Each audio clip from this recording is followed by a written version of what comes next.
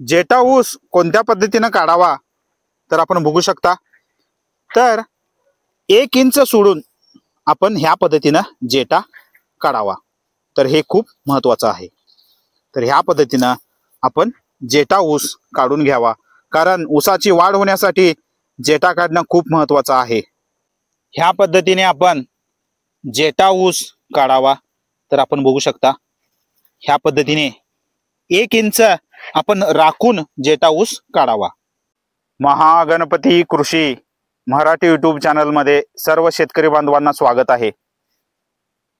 तर आज आम्ही ऊसाच्या प्लॉट मध्ये आहोत। तर आजचा विषय असा आहे की जेटा ऊस का काढावा आणि जेटा ऊस काढल्याने कोणते फायदे होतात आणि कोणत्या पद्धतीने आम्ही जेटा ऊस काढावा, ही संपूर्ण माहिती आज आम्ही तुम्हाला देणार आहोत। तर आपण बघू शकता हा जो ऊस आहे ह्याला जेटा ऊस म्हणतात। ज्यावेळी आपण लावण करतो, कांडी लावण करतो, त्यावेळी पहिला ऊस जो येतो त्या ऊसाला जेटा ऊस म्हणतात। त्यानंतर ज्यावेळी आपण रोप लागण करता त्यावेळी जो पहिला ऊस असतो त्या ऊसाला जेटा ऊस असं म्हणतात। तर हे खूप महत्त्वाचं आहे। तर आपण बघू शकता हा जेटा ऊस आहे। तर आम्ही रोप लागण केली होती, तर ह्या पद्धतीने हा जेटा ऊस आलेला आहे। तर आपण बघू शकता ह्याच्यामध्ये 2 फुटवे आहेत। या ऊसाला 2 फुटवे झालेले आहेत, तर फुटव्यांची संख्या कमी आहे। तर जेटा ऊस काढल्याने काय होतं, फुटव्यांची संख्या ही जास्त होते। म्हणजे जास्तीत जास्त फुटवे तर होतातच, त्याच्यासोबतच फुटव्यांमध्ये वाढ देखील फास्ट होते। कारण जेटा ऊस जो आहे ह्या जेटा ऊसामध्ये ताकद जास्त असते। तर पाणी ओढून घेण्याची ताकद, लागवड ओढून घेण्याची ताकद ह्या जेटा ऊसामध्ये जास्त असते। ज्यावेळी आम्ही हा जेटा ऊस काढतो त्यावेळी फुटवे जास्त पाणी ओढून घेतात आणि फुटवे जास्त लागवड ओढून घेतात।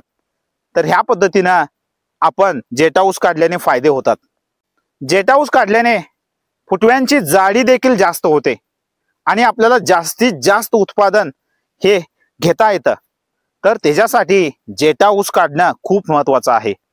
तर आम्ही रोप लागण केली होती, आज 60 दिवस कंप्लीट झालेले आहेत। तर आपण जेटा ऊस काढत असताना 60 दिवस झाल्यानंतर जेटा ऊस काढू शकता, किंवा आपल्या ऊस लागवडीमध्ये वाढ फास्ट असेल 50 दिवस झाल्यानंतर देखील आपण जेटा ऊस काढू शकतो। त्यानंतर आपण कांडी लावण केली असेल, 1 डोळा किंवा 2 डोळा कांडी लावण जरी केली असेल, त्यावेळी आपण 70व्या दिवशी देखील आपण काढू शकता। तर आपल्या जमिनीच्या ताकदीनुसार ज्या पद्धतीने जेटा ऊस वाढतो त्याला आपण काढू शकता। तर दुसरी गोष्ट, जेटा ऊस काढत असताना जमिनीवरून 1 इंच आपण ऊस तसं राखावा, 1 इंच राखून आपण जेटा ऊस काढावा। तर हे खूप महत्त्वाचं आहे। आणि दुसरी गोष्ट, सगळ्यात महत्त्वाची गोष्ट, जर आपल्या प्लॉटमध्ये गवताळी रोग असेल, म्हणजे त्याला grassy shoot disease of sugarcane म्हणतात, तर तो रोग जर आपल्या प्लॉटमध्ये असेल तर आपण पहिला त्या रोगाला मॅनेजमेंट करावं। त्या रोगाचं मॅनेजमेंट करून तो रोग कंट्रोल करून त्यानंतर आपण जेटा ऊस काढावं।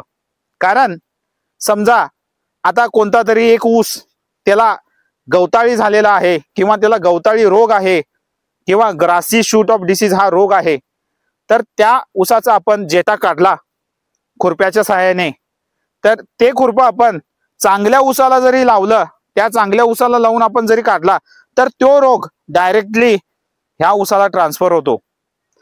तर ज्या गवताळी ऊसाचा रस असतो तो ऊस चांगल्या ऊसाच्या रसाला लागला काढताना, तर त्यावेळी काय होतं, चांगल्या ऊसाला गवताळी रोग ट्रान्सफर होतो आणि महिन्यानं 1.5 महिन्यानं आपण त्या फुटव्यामध्ये बघू शकता गवताळी लक्षणे हे दिसायला चालू होतात। तर गवताळी जर रोग असेल तर आपण पहिला गवताळी रोग, grassy shoot disease of sugarcane, हा रोग पहिला कंट्रोल करा, त्यानंतर आपण जेटा ऊस काढू शकता। तर जेटा ऊस काढत असताना फुटव्यांना कोणतेही नुकसान होऊ नये ह्या पद्धतीने आपण जेटा ऊस काढावा। तर ह्या पद्धतीने आपण जेटा ऊस काढला तर ऊसामध्ये खूप छान पद्धतीने वाढ होते। आणि फुटव्याची संख्या देखील जास्त होते आणि आपल्याला जास्तीत जास्त उत्पादन हे भेटतं। तर आपण बघू शकता ह्या पद्धतीनं ऊसामध्ये फुटव्यांची संख्या कमी आहे, तर आम्ही हा जेटा ऊस काढणार आहोत। तर जास्त उत्पादन घेण्यासाठी जेटा ऊस काढणं खूप महत्त्वाचं आहे। तर भेटूया नेक्स्ट व्हिडिओमध्ये। थँक्यू, धन्यवाद।